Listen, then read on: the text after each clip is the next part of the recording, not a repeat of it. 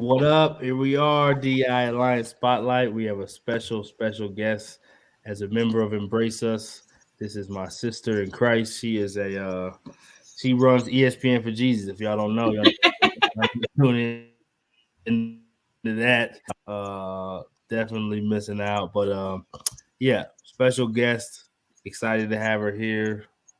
Hold on, we got a little freeze action going. All right, we back. All right, so special guest here, Miss Chelsea Johnson Muir.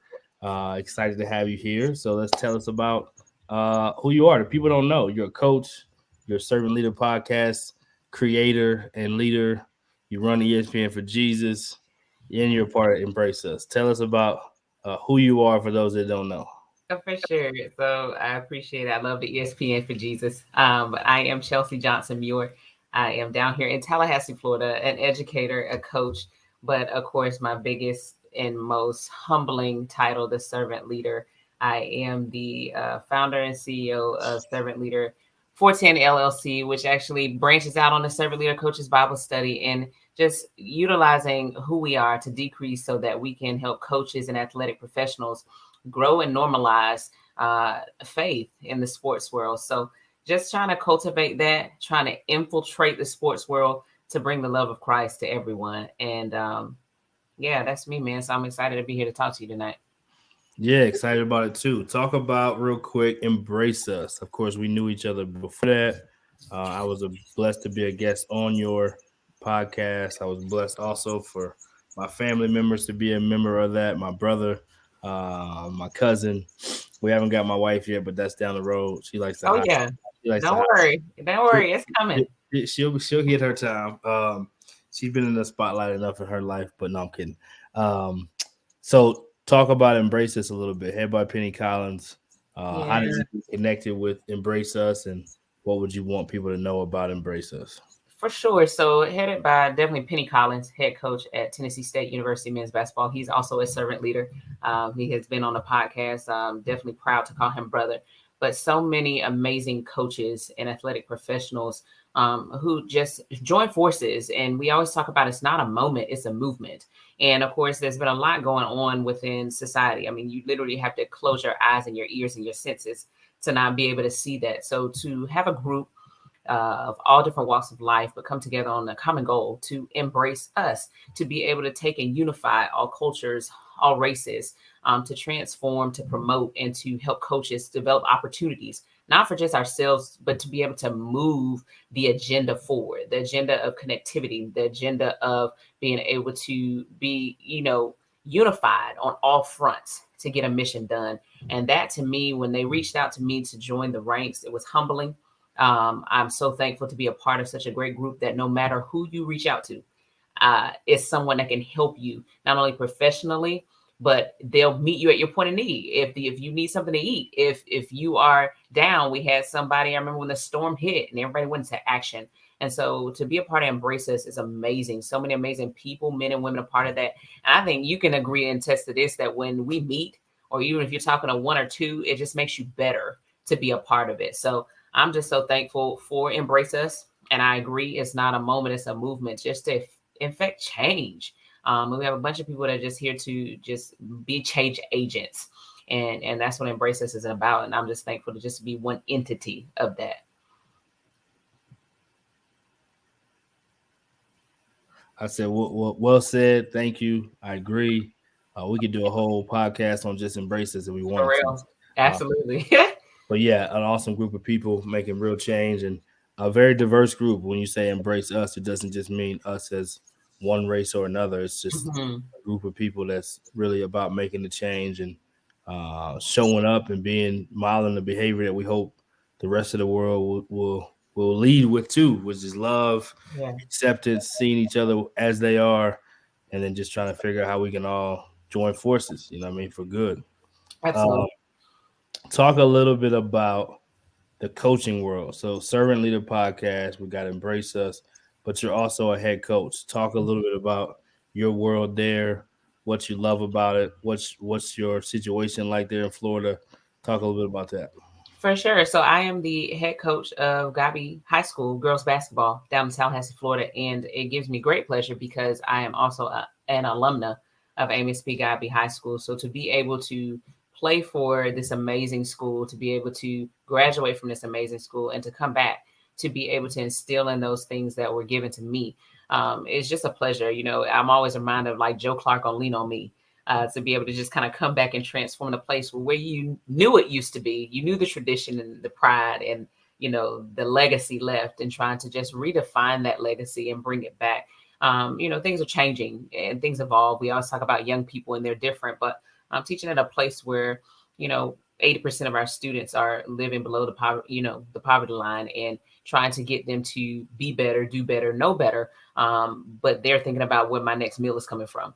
So I coach amazing young ladies from all different walks of life, just trying to teach them that basketball is a navigational tool, right? It's going to take us to our next. And it's those things in life that basketball teaches to make them better. So although I love to win, although I love to compete, my biggest honor is to just be able to coach them and mold them and make them productive citizens in society. And if I can do that, that is my greatest pleasure, that they can walk across the stage. We have graduated 100% of our young ladies. We right now currently have a 3.2 amongst 24 young ladies. And those are the things amongst all that they on their own can find Christ for themselves. And when I can do that, I think that my mission there has been complete. Preach. Preach. Well said. Talk a little bit about you have a new part of your world, brand new, game changing, world changing, life will never be the same. New championship member of the family. Talk about the new recent, what that new role is like of motherhood. For sure. So not only a new part of my world, my whole world. So September 25th of this year, I gave birth to an amazing, groundbreaking, earth-shaking giant slayer, as she was called yesterday, by up-and-coming guest on the Servant Leader podcast, Hendrix Amanda Muir, affectionately known as Ham. We call her Ham because of her initials, but you know, just amazing. You know, people give you so many different letters of advice and words of wisdom. But it's nothing like embracing it on your own, pun intended, but embracing that on your own and learning and navigating. And it's amazing how you think that you're the one that's teaching them and molding them and being there for them. You may hear her in the background, but it's amazing what she has taught me. It's amazing what she has allowed me to be able to do and learn and be better. And she is a blessing. She's an angel. She's a gift. And as much as I thought that it would be changing to a point where it'd be a lot to handle, it actually has changed me for the better. It's changed my world for the better. And not to sound cliche, I just look forward to what God has for her, because already she's a light and a force to be reckoned with. And if you know who her mama is, it only makes sense. I don't know Pops, but I'm just saying. Thank you. I don't even have to know Pops. If I know who mama is, you know the deal. I appreciate it. So before we get to some of the fun stuff, the Servant Leader podcast itself, for those that don't know, dive a little bit deeper into that. What is it? Why is it? Where are we going with it? Just give us a little bit of the rundown with that. For sure. So the Servant Leader podcast, the Servant Leader Coaches Bible Study is really an act of God. It is what happens when you say yes to God. When the pandemic was started a year and a half ago, crazy to say we're still in it. But, you know, everything abruptly stopped. And as coaches, as athletic directors, as all different professional sectors in the sports world, we had never witnessed anything like this. And so now you're home. Everybody's home, sitting. We don't know what to do, where to go. We're trying to still keep our athletes and those that we lead in a great place. And we don't know where those answers coming from because it's new for us. And so for me, when I don't have the answers, and even when I think I do, I run to Christ. I run to the rock. And so I started a Bible plan like I always do, but I'd never done it in the athletic sector. And so I started one, and I just put out on Twitter. I was like, I'm about to start this week-long Bible plan. Who would like to join me? And to my surprise, we had almost 50 coaches to join that. And we talked for about a week on servant leadership, on how to coach, how to lead with Christ being at the center. And at the end of that, we were just like, hey, all these notes are cool, but we need to get on and talk to each other. So it started as a podcast. As a Zoom call. And before long, it shifted into what we know as a Servant Leader podcast, where I invite athletic professionals of faith to come on and talk about not only what they do, in their professional role, but how Christ is at the center, how Christ drives them to be servant leaders, which we are. And so it has definitely turned into now over 160 episodes of your most familiar coaches on the sidelines, athletic directors, commissioners of whole conferences, professional athletes, to just talk about how good God has been, to talk about how he's delivered them from the hardest moments, but to make him be the center without it being something that's new, without it seeming to be something that's not ordinary. You hear me say normalizing coaches and athletic professionals of faith. We can talk about everything else. When he gives us a job, when we win an accolade, we say, I want to first give an honor to God, right? So how come we cannot make that normalized through how we walk and talk every single day? We can do that. We learn who we serve. We can be better servant leaders. And that's what the podcast teaches you. So you hop on there and you hear Joni Taylor from the University of Georgia. You'll hop on there and hear James Wade, the head coach of Chicago Sky, who just won the WNBA championship this past year. You know, you're going to get on there and hear these people that we see on ESPN, as you say, ESPN for Jesus. And they say, it's not about me. It's not my position. It's about who positioned me there. So what's next, man, is wherever God is going to take it and lead it and where it's going to go. Even in my maternity leave, I've been doing some recordings 101 that we're going to hit out there just to make it bigger and better. Because at the end of the day, if we can just save one man, the goal has been met. Yeah, ESPN for Jesus. I call it that for a reason. Servant Leader Podcast is the best name, I mean. However, if somebody didn't understand what that meant, the best way I can say is ESPN for Jesus. If you want to know what that is, tune in. Da-da-da, da-da-da. So let's get to maybe not a controversial topic, but a topic that has also gotten more interest as of the pandemic. So diversity, equity, inclusion is what we talk about here. Talk about the inclusion as you've seen more or would like to see more of women in sports, and how you feel like that's either trending in the right direction, still needs more work, both, whatever your thoughts are, just kind of on that general, vague, broad topic. Oh, for sure. I mean, I think that more than anything, there's been numerous topics that have been paid close attention to. It's funny what happens. I tell people this all the time. It's funny what happens when you have to sit your butt at home and actually face the fact, face what's going on in the world, face the truism that we may not want to admit. And so women in sports has been an agenda that's been pressed. And I'm loving it. I'm loving to see it, starting from the WNBA, trickling all the way down to, you know, the women's soccer and their payment equality, trickling down to the Olympics, taking a stand. And I love that. And I don't want to harp on the WNBA simply because I love basketball. It's all across that. But let's take that for a minute. You know, we take a look at all athletic professional sectors and in anything going on in the world, who's first to speak on these issues? The WNBA. Loud and proud, right? They literally led the movement to elect a new governor in Georgia, right? And it stemmed from there. And so I'm loving what I'm seeing. I'm loving to see the numbers in collegiate sports. I'm loving to see Dawn Staley, how unapologetic she is, not only being amazing at leading the charge and having an amazing team that, you know, arguably could be the women's national championship team this year, but she pushes that envelope and agenda on everyday issues, women, right? On the Twitter, social media sectors, you have people like R.A. Chambers, you know, Tamika Brasby. You have all these people who, Tarika, my bad sis, Brasby, who's out here pushing the envelope about what it is. I laugh all the time when they say we're going to watch the MNBA, right? Because why? It's the WNBA, but it's the MNBA. We're going to make everything equal out here. And the pandemic made us stop, listen, look, and have no choice, right, to push the agenda. And that's just only on women. We won't go into race, and we could be here all day.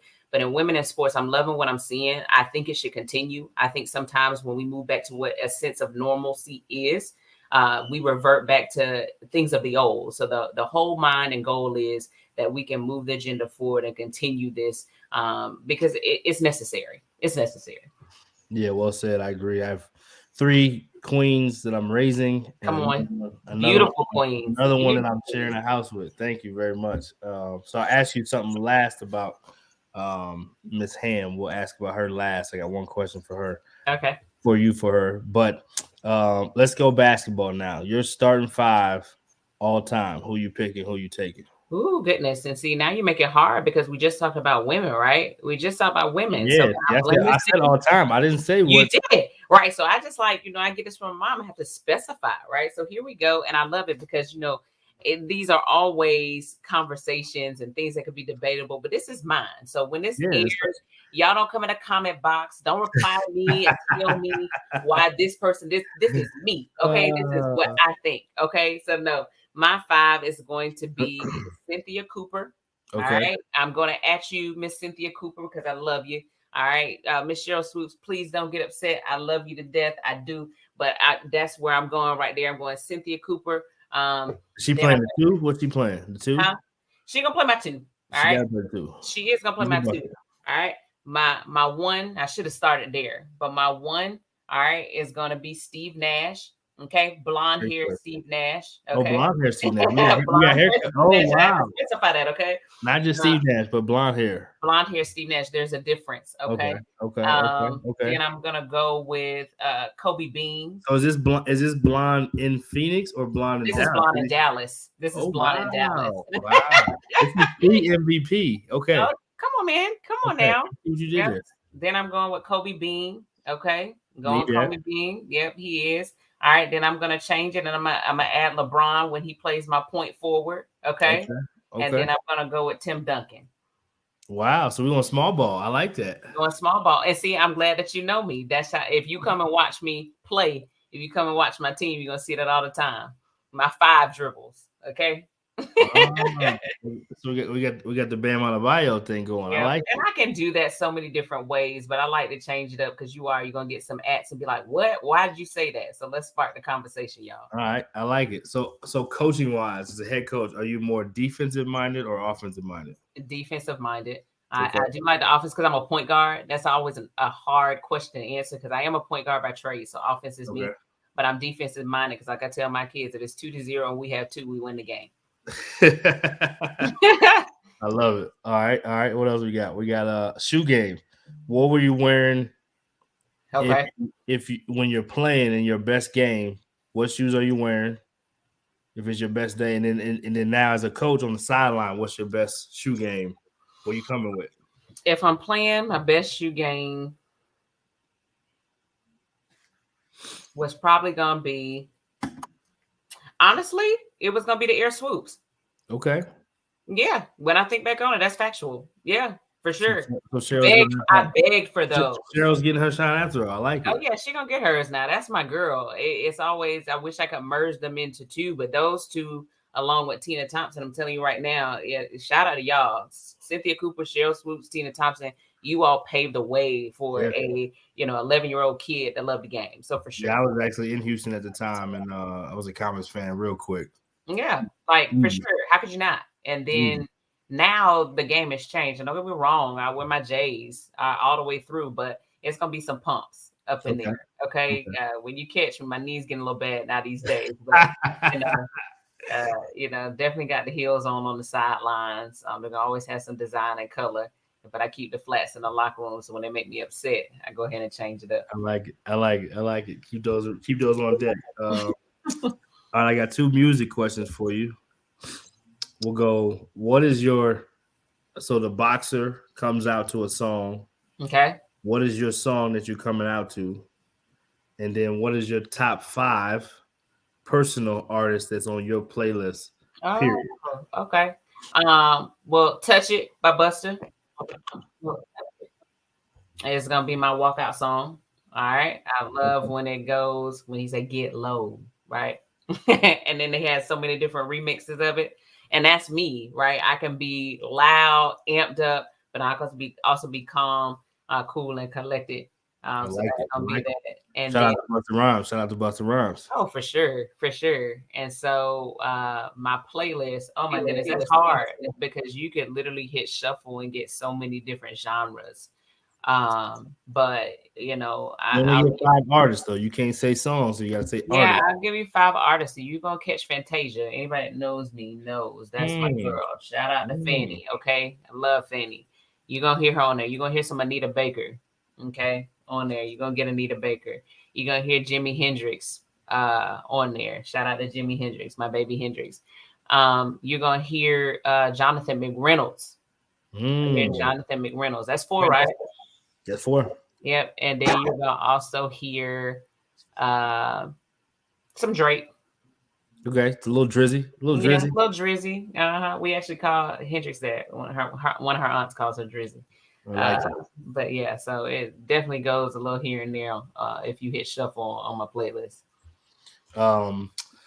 Favorite basketball moment as a player, favorite as a coach. We're winding down. Yeah, so as a player, my favorite basketball moment was at Livingstone College. Shout out to Livingstone College women's basketball and Livingstone College in general, Salisbury, North Carolina, HBCU, stand up. But playing, and the funny part about it is I actually got hurt, so I wasn't a part of the actual comeback. Playing North Carolina Central before they moved to MEAC, and we were down by upwards of 20 points, came all the way back, took the lead. The only reason we lost the game is because the crowd rushed the floor with like 2 seconds left. And the referees called a tech, and they hit one of the free throws and won the game. But to be able to charge back like that with my teammates and to see something like that, you always see it on ESPN and March Madness, but to do it yourself is amazing. And as a coach, like I said, not being in a place that collects the most of the talent. So truly building the process. And so my first senior class going 20-5 and making it to the Sweet 16, especially when people don't really look at our program to make charges like that, was probably my best moment as a head coach. So yeah. I like it. Best moment outside of birth as a mother so far. Oh my goodness, that is so That's hard. A tough one. That's a tough It one. is. I've never asked that one before. Because every day she does something new. I'll probably say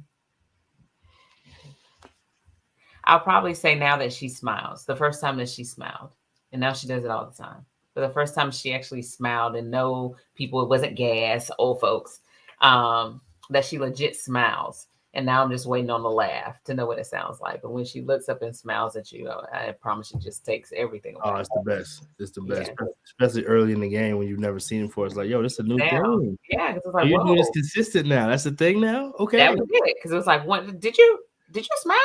And right. Now it's all the time. So yeah, we're here now. We're here now. Damn.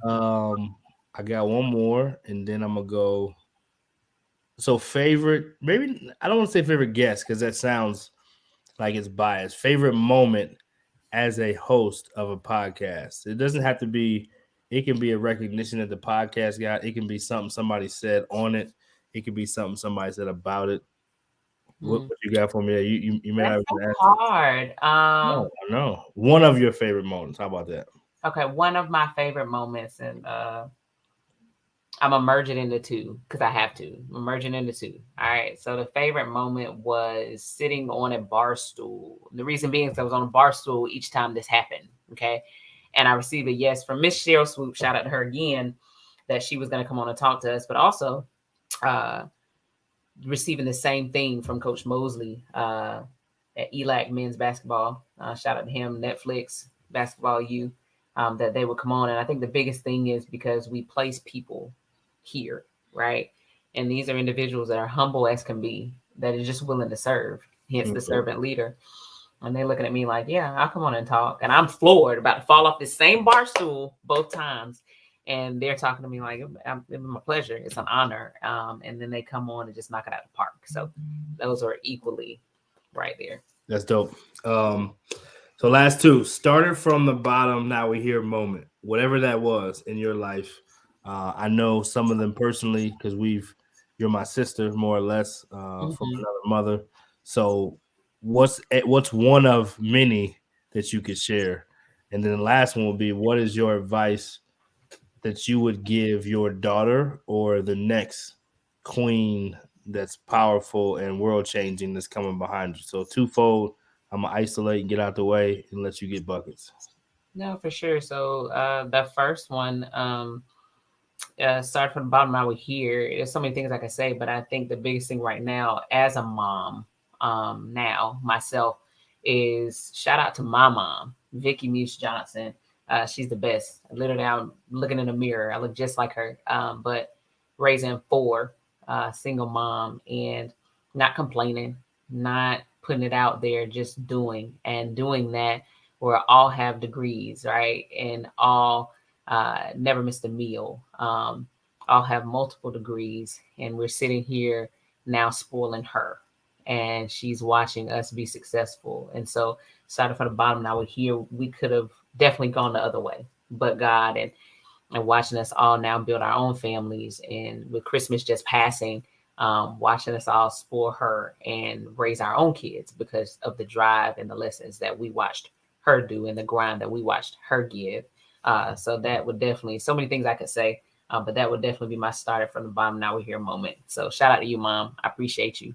And then of course, that's dope. Real quick, I got to jump in. That's dope, and it leads to you telling the next question, which I'm sure has something to do with, being a mom yourself to your daughter. What is something that you can go on that one? For sure. So, I think the biggest thing, I always knew I wanted to be a mom, and now that I'm in it, and like you said, leading off of that, watching, my mom kill it, right? Just kill the game in motherhood. I think the biggest advice that I could give to him and honestly to all young people, my young ladies that I coach, that I have coached, and to all the young ladies out there is honestly, truly give yourself grace. Give yourself grace. Allow yourself the opportunity to mess up, to fail. And I don't say that to be cliche, right? Because I think so often this world calls for us to be this standard, right? But for me, I paved my own path. My mom taught me that. And that came from watching me. So you ever stand behind a kid, you have 3 beautiful babies, and standing behind them as they learn to walk. And you're not touching them, but you're behind them just to make sure they don't fall. But you allow them to tread their own path. And so what I would say is allow yourself to fail, and do that by treading your own path. Don't look to social media. Don't look to the magazines. Don't look to TV and who's on there, these personalities to dictate who you're supposed to be. All right. Charge your own path. That's what I got. I'm the J on one foot and a pump on the other foot. Carve your own path. Let's get it. Let's get it. Coming out the Busta Rhymes. Let's get it. Come on. That's it. Get low. Hey. and then you got Drake over here. You said Anita Baker. Oh yeah, giving me the best that I got. Fantasia. You said a gospel artist. I forgot the name. Jonathan McReynolds. Yeah, we got it all. We got all genres covered. Versatility. Sure. Come on. Miss Chelsea, it's a pleasure. Always a pleasure. We could do this all nonstop. You're so special at what you do and who you are, and I'm glad more people are getting to know you, and you got a little spotlight on you today on the other side. Always a pleasure. And yeah, how do people find the Servant Leader podcast? We'll leave with that. And then any last words you have, period, as we close, I'll let you have the floor. For sure. So the Servant Leader Coaches Bible Study can be found on your favorite podcast outlet, Apple Podcasts, Spotify, iHeartRadio, Amazon. Just if you Google Servant Leader Coaches Bible Study, it will pop up. You can follow me on Twitter at the Chelsea F to be able to keep updated with new episodes. I'll leave you with this. More than anything, give yourself grace. I said it about the next generation, but give yourself grace. No is a complete sentence. And more than anything, I don't care how far you go. There's never too far that God can't bring you back. So I'm honored, I'm blessed, and thankful for the opportunity that you gave me to chat with you. You're my brother. I love you, and I appreciate you. Give yourself some grace. Yeah, ESPN for Jesus. Y'all heard it here first. Close out the year. I got one more. Close out the year. What's one thing you like to do to close out a year and start the next one? We got to end with that. I'm remixing it. No, that's all good. Literally, I take the prayer box that I've kept all year, and I say thank you. And I know that sounds, to some like, oh, that's very small and short. But if you saw the prayer box, if you know the prayers that have been prayed, and I say thank you, because to know, like the song says, down through the years, God's been good to me. So down through the years, He's been good to me, and so I just open the box and say thank you. I empty it out and get ready to ask again, because I know his well never runs dry. So yeah. And there we go. As she said in her top 5, Kobe was on the squad. Mamba out. We out. Happy New Year, everybody. Happy New Year, man.